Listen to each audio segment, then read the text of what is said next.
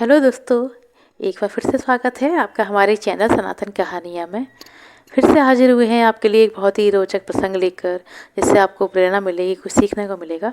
चलिए वीडियो की तरफ बढ़ते हैं। वीडियो अच्छा लगे तो लाइक करिएगा, शेयर करिएगा। एक गांव में एक निर्धन जुलाहा दंपति रहते थे। जुलाहे का नाम था माधव और पत्नी का नाम था कांता। वे दोनों बहुत ही परिश्रमी थे।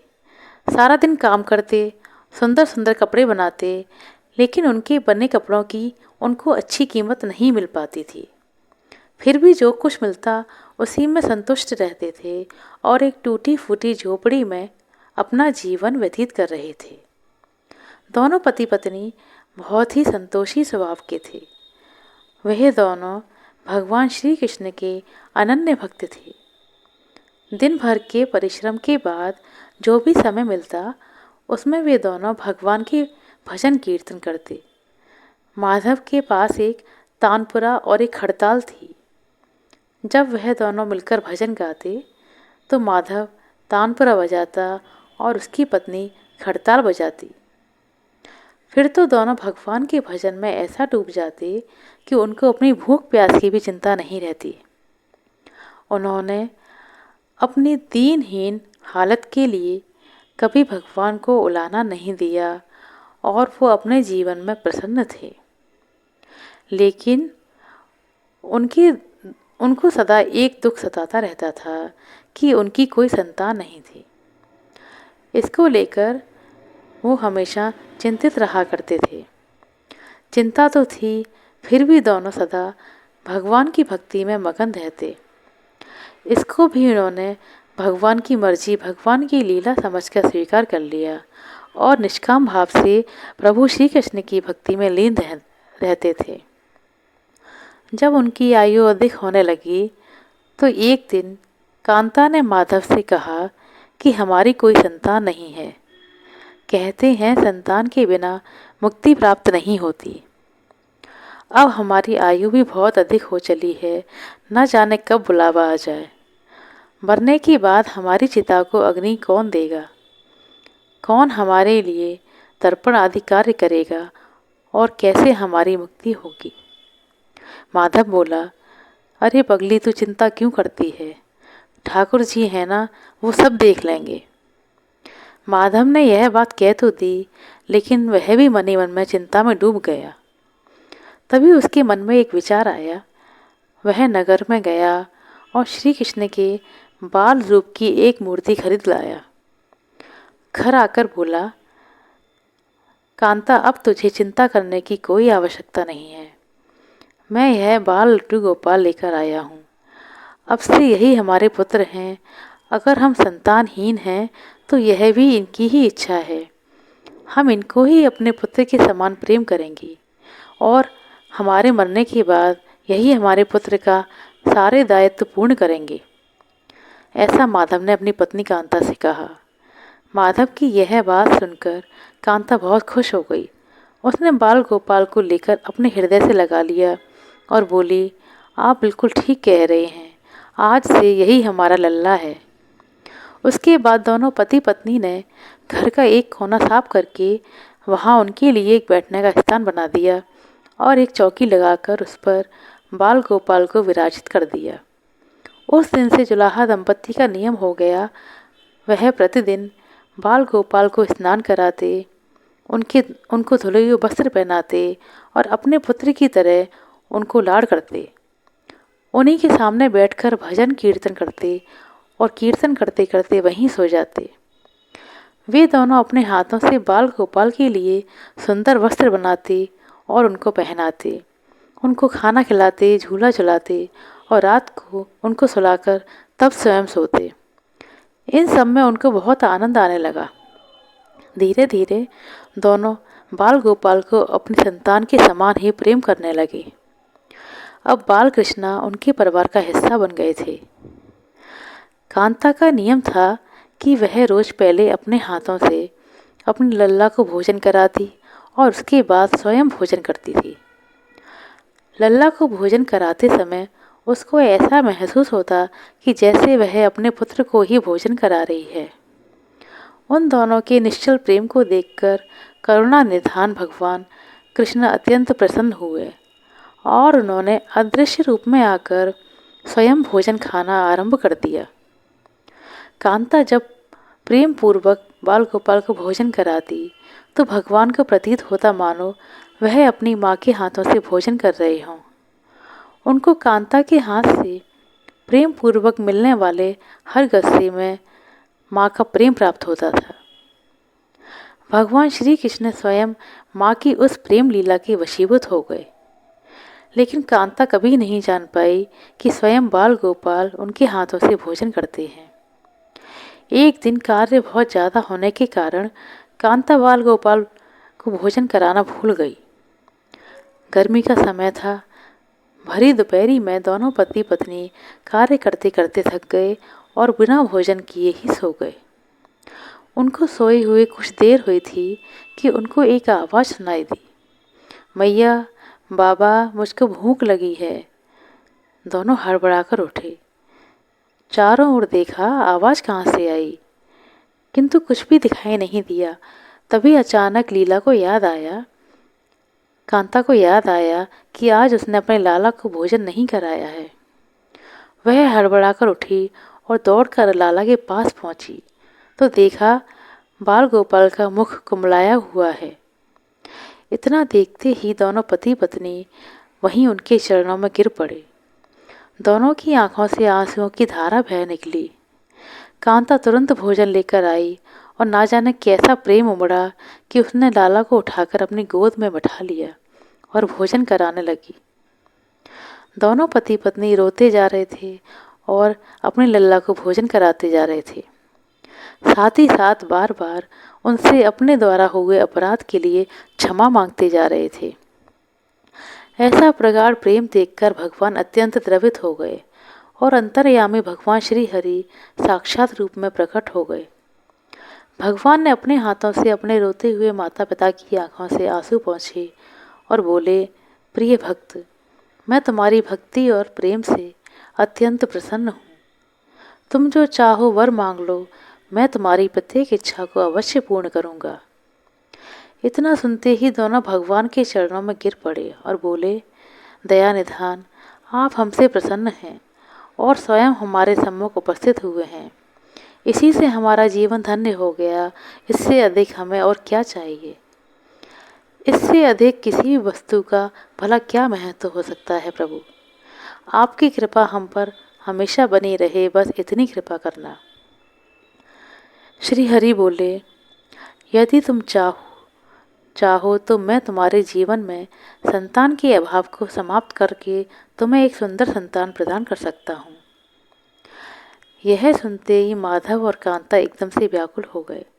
बोले, नहीं भगवान, हमको संतान नहीं चाहिए। उनका उत्तर सुनकर भगवान ने पूछा, लेकिन ऐसा क्यों? अपने जीवन में संतान की कमी को पूरा करने के लिए ही तुम मुझे अपने घर में लेकर आए थे। यह सुनकर वह दोनों बोले, प्रभु, हमको भय है कि यदि हमको संतान प्राप्त हो गई तो हमारा मोह उस संतान के प्रति बढ़ जाएगा और हम जिस प्रकार अभी आपकी सेवा कर रहे हैं उस प्रकार आपकी सेवा नहीं कर पाएंगे। उनका प्रेम और भक्ति से भरा उत्तर सुनकर करुणा निधान भगवान करुणा से भर उठे। उनके विचार सुनकर स्वयं भगवान की आंखों से अश्रुधारा बह निकली। वह बोले, हे मैया, हे बाबा, मैं यहाँ आया था आपके ऋण को उतारने के लिए, किंतु आपने तो मुझे सदा सदा के लिए अपना ऋणी बना लिया।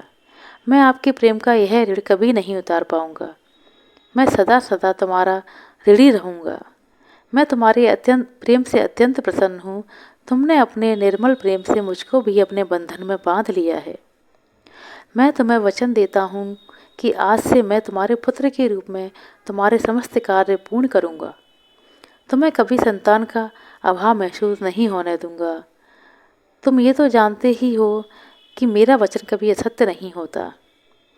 ऐसा कहकर भक्त वत्सल भगवान बाल गोपाल प्रतिमा में विलीन हो गए।